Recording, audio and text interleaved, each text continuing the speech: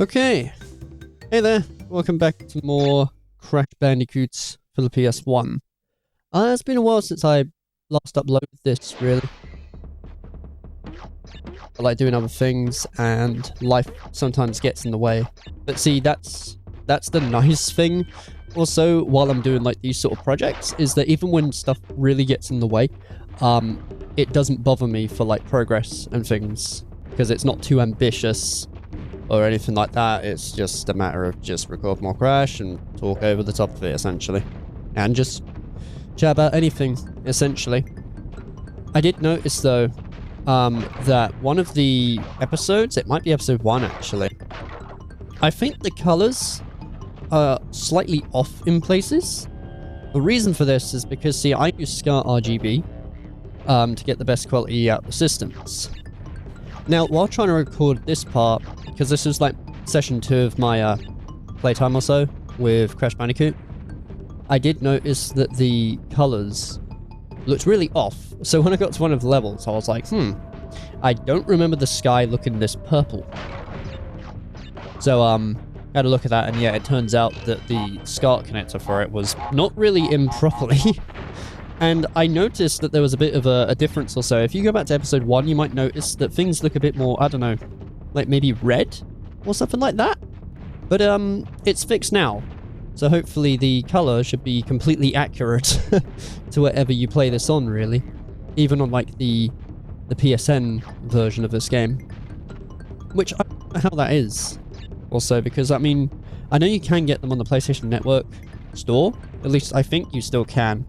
You definitely could back then, but I'm not really too sure what it was like for the conversions, because see, some games have terrible bloody conversions. For the PAL territories anyway. Because see, games like Klonoa, Daughter Phantom Isle, and Tombi, yeah, it's called Tombi over here instead of Tomba. That is poorly optimized, where like the pitch of the music is completely different, and it happens so bad with Klonoa. Except, I don't know if those two are still available. I know. I just remembered, I know Tombi is definitely not available anymore. But they did recently release that as, like, an actual thing you can get on the Switch and the PS4 and stuff, so I need to do that at some point, because I've always wanted to play Tombi.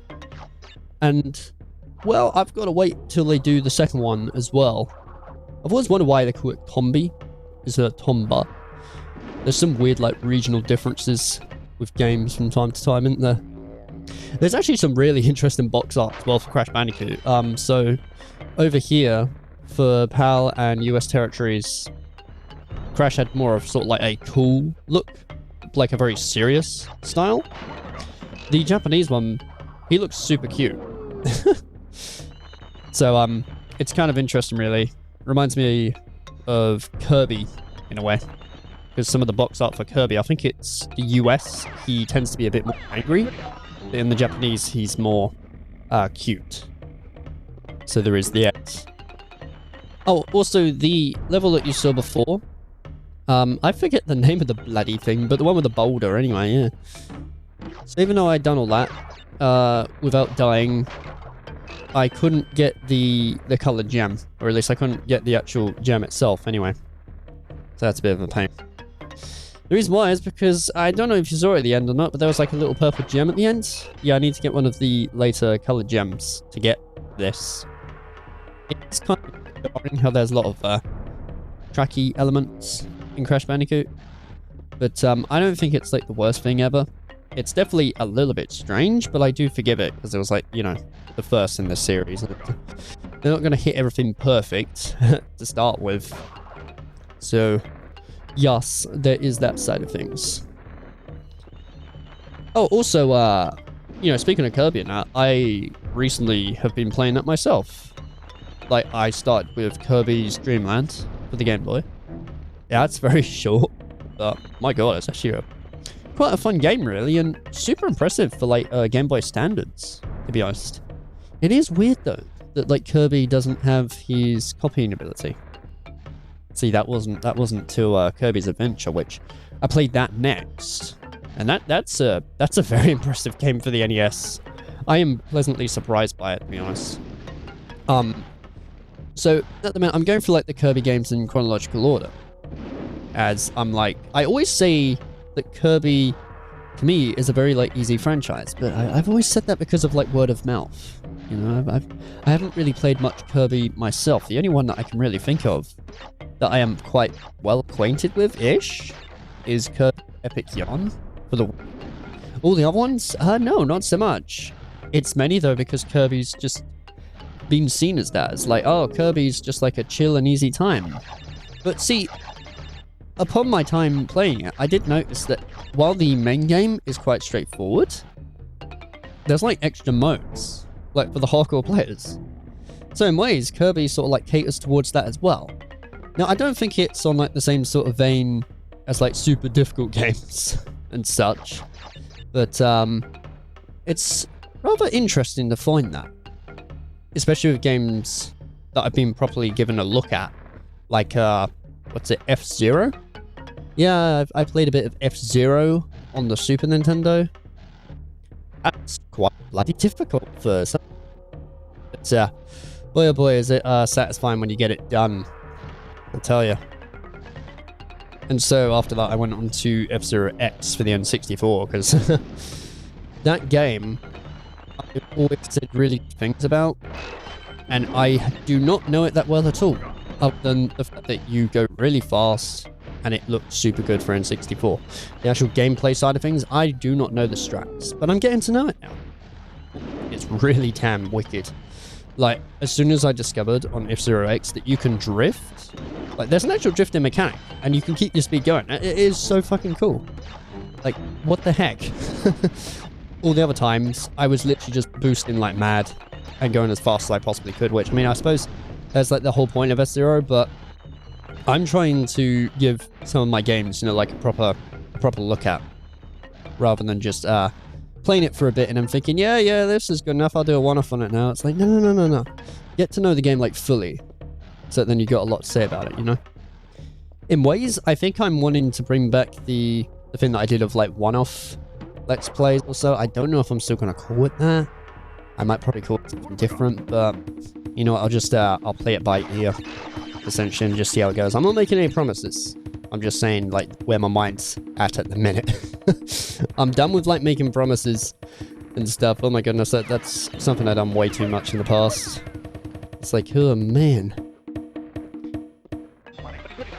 So this is Sunset Vista. A lot of people do not like this level because, well, it's quite long, really. And you have to do it all without dying because of the bloody colored gem being in this one. And this part here, I screwed up. Because what I was supposed to do is I was supposed to bounce on the box to give me height on the next bit. I don't know how I fucked that up, but somehow I did. And because of that, I can't get the Cortex token. Now, the Cortex tokens are required to get, like, these items that, well, actually, I'll save that for later, but I'll just say they're quite important for, like, 100%. Because I don't want to spoil that also. But because of that, yeah, I'm not able to access it because of that one little screw up that I did. It's honestly a real shame. But see, this is the thing with Crash. I'm trying to make this more realistic for a playthrough. By that I mean that, you know, like, I'm rarely going to play through Crash without dying. I'm going to die in places here and there. So, you will be seeing that. But I kind of like that, because then, you know, it gives me time to, like, reflect and just say, oh, I screwed up on this section. And, you know, everything's all just natural, isn't it? Really. I feel like the weather's been cooling down slightly as of late as well. I mean, I suppose it is September or so. Yeah, we're literally in September now. Wow. Honestly, this year's gone by so damn quick. It is ridiculous. I'll tell you that much. And yeah, there's another screw up right there. I do little silly things from time to time during this playthrough, but I mean, you know, that's pretty much what gaming's about, isn't it? Huh? You're always gonna have like little hiccups here and there, even like on a level which I'm well acquainted with. Like usually, Sunset Vista, I thought by now and that I would have this like on pat to where I wouldn't make any mistakes and stuff, like a muscle memory. But it's gonna be a bit ridiculous. That right there would have been the last Cortex token for me to get. And then it would give me access to the bonus round. But of course, because I didn't get it earlier, well, that's not happening, is it? Oh, but I did manage to get it for Tana. I will repeat this again and again, though. I do find it strange how, like, when you die, the boxes reset, but the tokens don't. I don't know what part of the code that exactly makes complete sense, but here we are, I suppose. Oh, they do give you a lot of lives as well on these. Actually, wait, do they? Yeah, I think they do from time to time, anyway. I put my theory to the test as well, because on one of the other episodes, I said I wasn't too sure if this game, like, resets lives. Yeah, unfortunately it does. So all those lives that I pretty much just, like, saved up, yeah, they were gone. But it's not too bothersome, because Crash, I do find that when you know what you're doing for the levels, you can pick up lives like nothing or so. Like, by about the end of this playthrough and stuff, I'm pretty sure I had, like, a crap ton of lives. Because funny enough, like, this playthrough that you're seeing right here, this is just literally to the end of the main game itself. Because then after that, I'm going to backtrack and grab all of the gems and, you know, just go for the proper 100%. I kind of treat the levels as like a dry run to start with. Just to get my bearings and just show what it's like, I suppose. And yeah, that happened. I don't know what I was thinking. For some reason, right, I thought the lizard fella was going to jump to the right. But no, he jumps to the left. So I chased after him for some reason, but it happens. Oh, I do love the detail in the background now. Look at that. You can see, like, Cortex's castle and stuff just looming in the distance. It's a great way for foreshadowing and building up to whereabouts you're going. Like, seriously, the atmosphere in this game, it's quite impressive. You go from, like, normal jungles and that to all this very, very menacing things, really. Again, I don't want to really say too much now, because I'd rather you see it also. And yeah, because of a death and that, we're not really going to get any saving on this, but we did on the tournament bonus round. So, at least there is that for saving, I suppose. It is very strange saving, though. And now we're at the boss. Sorry, excuse me. Koala Kong. This guy is somewhat more difficult, I suppose, but Ripperoo, I honestly find is the hardest bloody... And again, I can never get the bloody bastard right. But this dude, I recently discovered as well, actually, because, I was watching, like, a review or something to do with Crash Bandicoot. Because I like to do that. I like to see what other people's opinions are of games. Just from time to time. I was like, oh, that's quite cool. And good thing I did, because this fella taught me that these rocks you can actually just spin to, out of the corner. All this time, whenever I get to this place, I am always just jumping out of the way of the rocks. But yeah, you don't actually have to do that. Oh yeah, and you also don't want to hit the mine carts.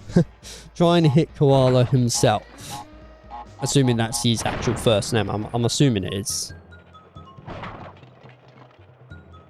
But yeah, so that's interesting though, because it definitely makes it a lot easier. I mean, the easier the better, I suppose.